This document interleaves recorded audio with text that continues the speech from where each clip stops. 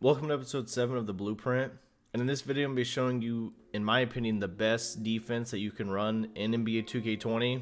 And so overall I really call this it's a matchup zone, and so everyone knows that your best zone defense should look like a man defense and your best man defense should look like a zone defense. So I like to just call it a matchup zone, but you can call it how you want.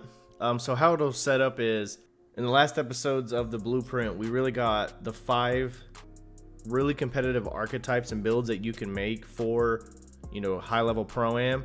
Overall, they're not all of the competitive builds, which we will definitely get into those in future videos, but it's the main. It's a good starting point to make you kind of really understand the concepts of each build and why you want builds in certain ways. So I'm gonna break down right here, what position should be guarding which. And of course, depending on your lineup, if you have any questions, feel free to leave a comment or hit me up to I can give you some tips on, what should be guarding who. So with ours, we created 2 offensive threats at point guard and shooting guard. We made a play lock to play small forward. We made a rebounding wing for power forward, and we made a paint beast for center. And so how we're going to set up our defense, so the red diamonds, is your point guard will be in the corner guarding the lock, which we built this point guard. Like I said in the video, shooting guard is going to be a hash player. Your center is going to be guarding center. So our lock's going to be guarding point guard, and power forward will be defending the power forward. So the first rule of this defense is the lock, whoever is the primary ball handler, the lock has to force, and everyone needs to force guards to the sideline to corner. So I'm going to kind of explain using this software here. So point guard has the ball. Let's just say, for this first sake, to make it easier, the center setting an inside screen. So they were middle, they drove to the left, the center set a screen to, the outside here. So the lock, that's fine. The lock wants to fight, force this guard to keep coming this way. So the guard's already kind of doing what we want. So the guard's going to, force here. Our center should be playing the lane here. They're really trying to get, to ensure that the guard can't, just get a free dunk. That's really what the center's doing here. This is also, this concept against an inside big, we'll go through a shooting big as well. So the lock's going to fight through, but now, the lock's behind the guard. And so what a lot of locks like to do is try to just chase the point guard down. They feel like their only job is to guard the point guard, which is not true at all. Our lock can actually be used in a lot of different ways, but that's why it was important for us to make a very quick defensive power forward or someone that could help us. So here, what we're actually going to have happen is the power forward is going to drop. So this point guard, they want to attack the lane. They got the screen, and instead of us, now the point guard thinks that they're, it's pretty free reign from here. The lock's behind them. They feel like they can beat the center to, the rim. But actually, we're going to be sending our power forward to cut off the guard. And so what that does is leaves this power forward wide open, or this corner player. But actually, we're going to have our lock. That's where they're going to relocate. Since they got beat, we're actually going to relocate our lock to take the corner. So the guard's going to think he's wide open, throw it, and hopefully with, great speed that the locks have, now this lock's going to be right on top of him immediately. And so this is the best rotation with this defense against an inside. So now everyone's getting in position. This center's here. And the best part about this center is, so let's say, you do get this switch. Let me move everybody. So let's kind of put everyone back in position and really talk about the best part about having the center be able to drop. And so the center's up here. Now they're dropping. So, the center set a good screen on our lock. The guard's beat. Power forward's coming.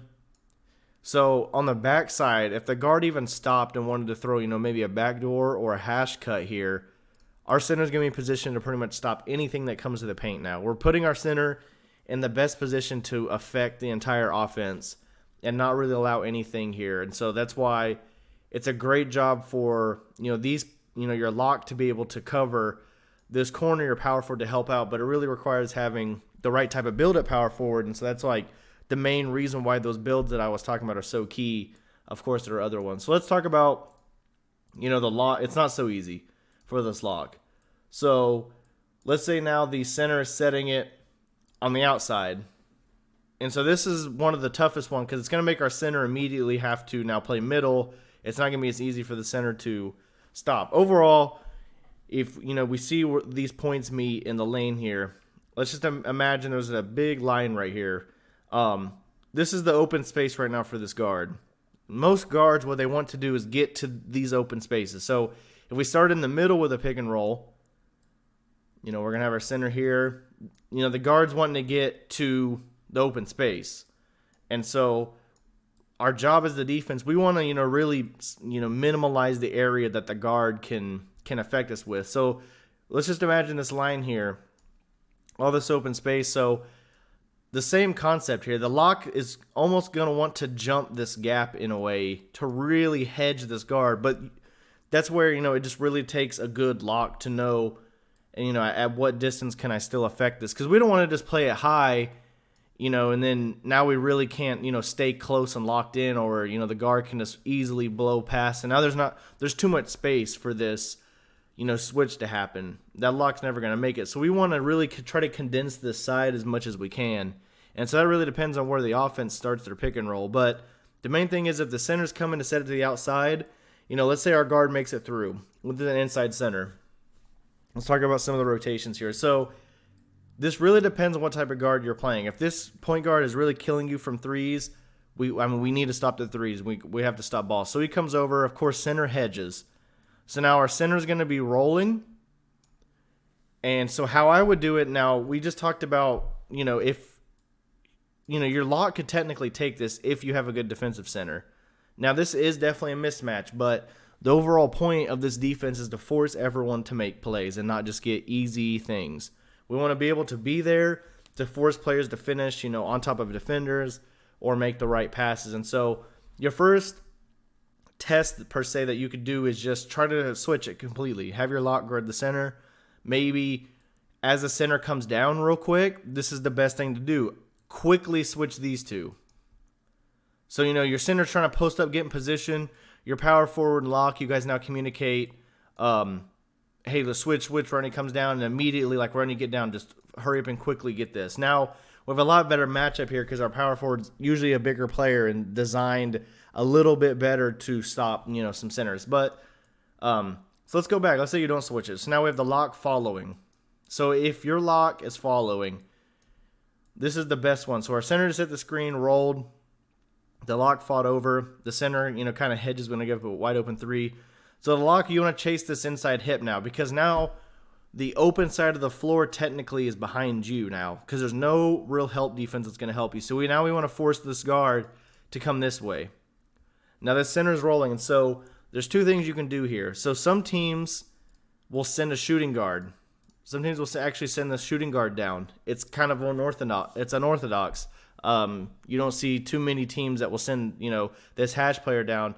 But when this hash player goes, now it is this corner player's job to take the hash. So what we're doing is we're forcing this guard to really make a play. So they think the roll is wide open. And guards, more than likely, if you go, just to stop the center. Now, if this is a outside center, we might be able to, get a good enough contest to make a miss. But we really want to go for this steal, to be honest. Or you can get in position if the center doesn't really have a finishing bone. So let's say it's been, the game and this center hasn't really just gone up. They catch it and they throw it back out to, try to get a three. Then, let's play under it. But it really depends on what type of center you're going against. Let's really try to go for this steal here. There's really no sense to get under them because, like I said, it's a mismatch most of the time, unless this is like a sharp lock. Now, if you got like a lock at your two guard, whereas, we had the offensive threat, things can change depending on, your build. So if this is a build that you think can really slow down this, then by all means, play under and just play good defense. But let's go for this steal here with our builds that we have. So, and this is all in time just to allow our lock to try to get back into position and we can kind of have everyone return. And so that's the hardest part is, getting back. But that's overall, just a few ways that you can kind of rotate if the point guard comes middle. Now let's talk about the pop. If we had a shooting center. And so we will go back to the first set, which is where we're going to have our guard go to the corner. So we're going to make it harder. So the lock, let's talk about the pop here. So the same thing. Lock forces guard here. Now let's just assume the lock gets beat immediately. So we're going to go through our same kind of rotation that we just talked about. So power forward's picking up guard. Center, again, is more than likely going to be dropping. So if you, again, have a corner player who can really affect the guard, you might not need to drop as much. But most of the time it takes, I wouldn't say it always takes 2 to stop guards. It just depends. But we always want to keep our center in good, positioning to help out for anything that comes this way. So this is where having a shooting center is really great offensively, but as most teams know, defensively, a lot of the shooting centers aren't just not overall very good at defense. They're slow. A lot of the concepts that we're talking about, require that type of center we made, whether it be an all-red center, which, 30 defensive badges, or you make the blue-red, like just really quick centers that we can move around with. But this is where the shooting center really causes issues. This is where now we just have to make people make plays. And so as our center's dropping, this center is probably going to stay. This is where there's a lot of space, but we want our guards to be able to help us here as center. So immediately we want to have this guard, come up. Overall, this is a very long way to go, and I wouldn't say this is normally what it would look like, but we want our guard to be able to play too. So your guard steps here. The ball is now, goes over to the center. And it's almost the same type of rotations we want. We're sending the guards immediately, right when we see this pop come. Immediately go. And now, usually your point guard is going to be the guy that can make these high-level passes. That's why they play guard. So now we're putting your center in a position that they have to make a play. So the odd man out, really now, your center is going to be dropping to a decent area, because before it was this guard that was really the threat. So maybe they're dropping into this area. The lock's in the corner, the power forward's on here. But now we're really trying to make the center. So if the center immediately gets it, they see this guard, their first reaction is going to be to throw it to this shooting guard. And now we have another player coming. So again, it's another rotation. So now this guard's up, and now this center, they threw the ball here. So now the ball's in the shooting guard's hand. Now the guard's on him. Shooting guard's here now. Now this is where the center has the job to relocate. So as the center drop middle, he trusts his teammates are going to help out instead of him just coming back out. And now there's a 2-on-1. He knows, hey, my right hash is going to go cover. Or, if he doesn't think you can get there, that's when, you guys got to communicate. But let's just assume right hash comes to cover, corner's got the hash, I now got to get here. So immediately when this play starts to develop, like this would almost be the first pass that happens. This guard's still coming over. Let's say they're about here. You have a jump ability from this point on. Like you can probably sky. The center more than likely is not going to make it here in time. We want to send this, and hopefully by the time this passing lane can be played by the center. So if the center easily relocates here and faces up, most of the time this pass right here is a stealable pass by the center. This is the exact lane that we want to be in when we run this, because at any point in time as you run this, if this center has a passing ability, they're looking to now go corner. This is the lane that you can run. You can click X here. Should have Hall of Fame interceptor or, a decently high one. You could probably tip this pass. But if not, we're forcing this center to do something that they don't do. A center's job, most of the times, roll, dunk, rebound, things like that. But, at the highest levels, you're going to see bigs that can pass the ball. And we want to force players to be able to make those reads. That's when we get turnovers. That's the number one thing that people don't want to have to do. That's why everyone just runs everything through the guard and ISOs and dribbles around and tries to get to the rim. Because right when we start making players, have to read defenses and understand player movements is when we're going to get, put our defense in the best scenario to get stops. Now the best teams, of course, there's always, at some point a defense can break down from just a simple blow by, or things that are in the game, but we can't really control those. Let's try to control what we can. So let's just kind of reset everything, and we'll talk about the second part of this defense is if you can't force to sideline. So like I said earlier, let's say the guard brings up the middle, and they're trying to get to this open space. Now, based on what I said a second ago, the lock is now going to force this way, right? So if the pick and roll is from the center of the court, the lock actually wants to force into the help defense. So this is where things change. So let's just imagine a line right here where these lines connect. And if the guard is in this range right here, we actually want to force them over because, like I said, our guard here, our hash player, is actually going to be about one step to the inside. So positioning-wise, this guard is going to be not right on top. It's not going to be sunk, down here. We actually want them, maybe about right on the 3 to the inside. And the reason being is we'll get into, that in a second on the exact reason. But that's the position this hash player should be in. The power forward should be almost on top. Not like right on top, but I mean like up and in just one step. Enough where if the player ran, they would get bumped. And this guard will be the same thing because now they're in the middle. Now when they're on this hash, it's different, and I'll retouch on that in a second. But it's the same as the other power forward. We want to be able to bump. We want to be able to, stop the front cut here. But we also want to be able to get into this lane if we needed to. Because like I said, we're really wanting to, move quickly and get to position. So if you're sitting right on top and you got to go, but all of a sudden you get into a bump animation, that's not good for us. So back to what we were talking about. So the lock's middle, point guard's here. Now they're trying to get to the open side of the court. Remember, guards want to get to the open side. If this guard dribbles here, this is what we want. We want this. We want to be able to, kind of triangle them in or kind of put them in between two. And then now, if certain guys want to go, we'll have a defense to stop it. But that's what we want to have happen. But most guards, they want to get to the open side. And so, but in this area, we actually want this lock to try to cut off this lane here. So again, we're going to have our lock playing almost really aggressively high to really try to force this guard. If he keeps trying to go left, just bumping into him, or, drain stamina, maybe lose the ball, but we really want to force them to come to this right side. So let's say we get this guard to come to the right. It's the same concept with the power forward. We're going to have this shooting guard now pinch. So the guard comes here, locks on the hip. They're wanting to drive here. Now we have this shooting guard coming and pinching this lane.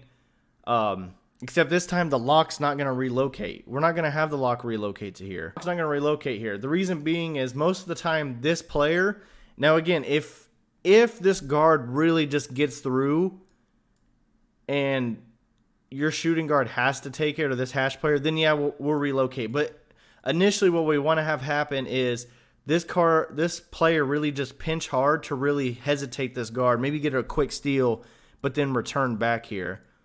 This should give your lock enough time to, get back into position, or maybe you get a steal here. And overall, the same concept with, this is an outside big, or an inside big, my apologies, inside big. Your center should already be, coming to lane. And so if this player pinches hard, and then now, this guard feels like they're open, but they don't want to, let's say they run, a cut with it. We have players here to cover. But this is where, sometimes you can get in trouble. So this is where the spacing comes in mind of how much room is it to pinch. So again, I still imagine the imaginary line with right here coming all the way up is where if the guard gets past this, there should be enough room for you to pinch and get back. You should be able to play two in this scenario. But we always want to hard pinch this one to really make someone else make a play. And the same concept goes, maybe your defense is where, you pinch super hard. Now this guard should automatically come up and play two.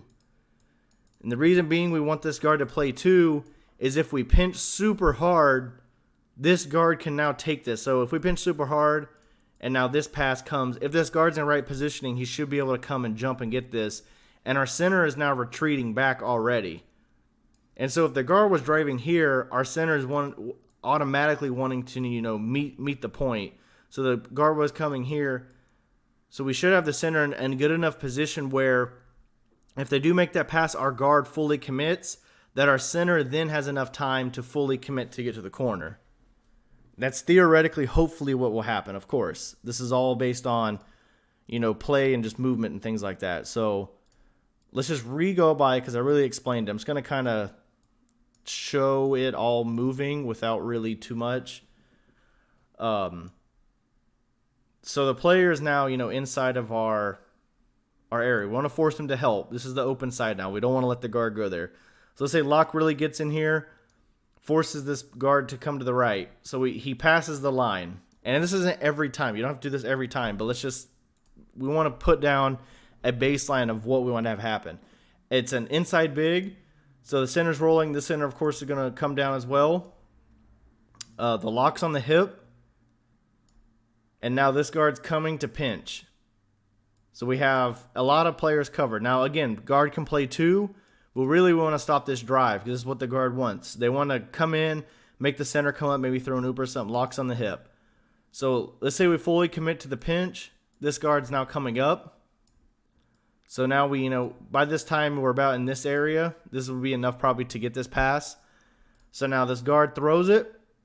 And by the time that this action comes, either this guard can come up and fully commit or play two. Maybe they come up and they sit this lane. Now, it's really important that you sit these lanes because we already have inside help. So if this lock or whoever this is ends up cutting, they're cutting right into our defense already, which actually helps us. Because if you sit here, if you're too deep immediately and now you're coming, this pass is a lot easier to do if you're out of position. And so immediately when you see your defense start rotating, you want to get into this lane. So we can really see the lanes with the dotted lines here. You want to immediately come to this lane when you know you have inside help. So with the center already here, maybe he cuts mid-range. That would be a very smart. Most of the time, you're not going to meet very many players. Even then, this center should be able to close this gap there. And so we're really just trying to put everyone in the best positions to contest a shot or make someone make the wrong read or just, make a back play. And so there is, a few ways. So that's if I showed you, playing from one hash. Of course, all this can be flipped or playing from the middle. So let's go through, just a few set plays and how to defend those. So we'll start with, of course, we want to force them to the sideline. So let's talk about the hash cut. So with the hash cut, it is deceptively hard to guard sometimes, only because it really usually comes at a time when this guard's playing super aggressive. So sometimes you'll see, the screen come, let's say he breaks it, and then, the guard takes a step, and that's when the hash cut comes, or they'll run it quickly. How you should be defending it most of the time, if your center has to play high, is have your corner player take the cut and then have your hash player drop to the corner. This is a better way to play it because of the distancing and reaction time. So this player, most of the time, unless they're just super ready for it, by the time that the action happens, they're probably going to get like a bump by animation or something, and there's just not going to be enough time and reaction time for this player to react to the cut. And this distance is way longer than if this player was in right position, to here. This distance is a lot shorter than this one. And so we want to have, so this player is going to be looking for the hash cut, or they're going to be looking to throw corner. That didn't look right. 1 second. Or they're going to be looking to throw to this corner. And so we want to be, for us to cover two, let's have the hash drop and we'll have the top. Again, you can get to this lane to cover. And so for me, that's the best way that you should cover the hash cut. And then we will talk about kind of a little bit more positioning things. So corner cuts are really tough to defend. And so we have our set here. So corner cuts are really the toughest thing to defend with this. And it all depends on the guard, to be honest. So this is why it depends on the point guard. If you have a point guard who can really shoot, maybe this guard's been killing you. Now your center's having to pretty much play super high. We got to make sure to get this ball out of his hand, make him go to the paint, whatever. This is when the back doors, the back cuts get really tough to defend because we don't have any help at all. This is an island between usually a good finisher, unless it's a sharp lock, which still most builds can catch oops in this game.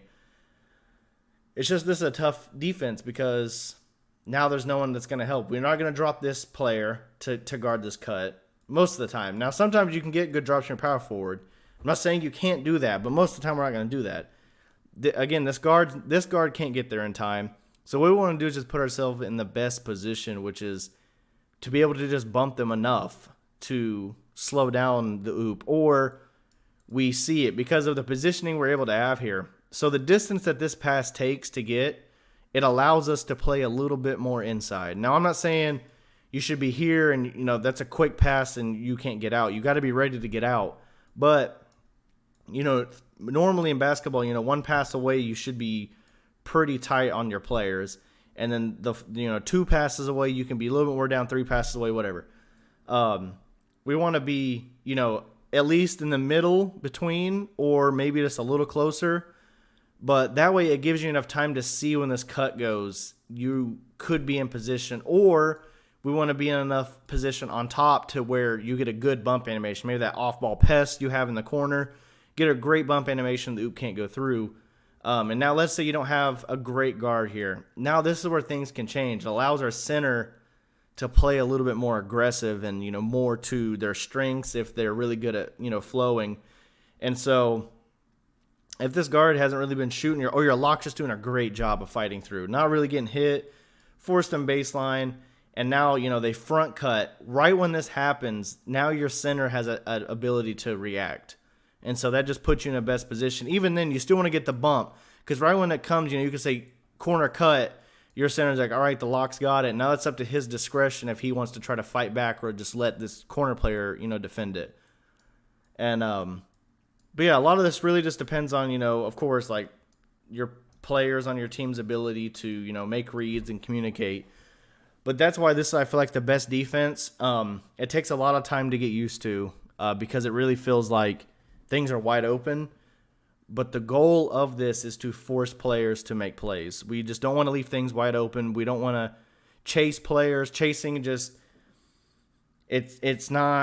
just not a good defensive scheme to me. Now, sometimes, you're chase down artists. There's always ways that it can work, but overall, this really makes all 5 players be able to make decisions instead of just leaving the ball in this player's hand and hoping we get a good jump animation and things like that. Let's really try to force each player to make a play, make the right shot. If this player, flies over for the pop, and now the ball's here, but he knows usually the guard comes, but now this time the guard doesn't, so you can get into that. Now maybe he hesitates, and now, some things happen, or he makes the wrong pass because he remembers last time you came up fully. So you can switch it up, of course.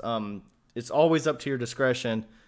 But that is overall, in my opinion, some of the best defensive, rotations and the best defense and some of the, kind of best schemes that I feel can really help you get stops against some teams. Now, of course, you're going to run into those teams that just have great players and no, sometimes the best schemes aren't going to stop some of the best players from, beating it. But we just want to put ourselves in the best position and just have a baseline of what everyone's going to be doing. You don't ever want to go into a game where you don't really have a, clear understanding between each other on what we're going to do in each situation. So here, it kind of defines, normally what you're going to do. So, if the ball goes to a certain place, this is what normally should have happened. And then you can make your adjustments from there. Maybe this power forward can't shoot as well. And so now your power forward is really, letting him shoot. So, of course, flow of the game and personnel always matters. So take this defense and kind of change it to what you need. And, of course, if there's any plays or anything that you guys need more, explanation on, there's a lot more things that we can go in depth with this. And tips at each position and things like that. But feel free to, leave a comment below or reach out to me. I'll be glad to help. And so that is episode 7 of The Blueprint. I hope everyone's been enjoying the series so far. We're really going to be starting to get into more of the, schemes and different, type of ways to play certain teams and things like that. And, of course, each build matters. So as we go through these, I'm really hoping to let you guys kind of guide me to what you want to see to help. I'm always looking for, influence on the way the series can go. But I appreciate everyone who's been watching so far, and definitely be on the lookout for episode 8.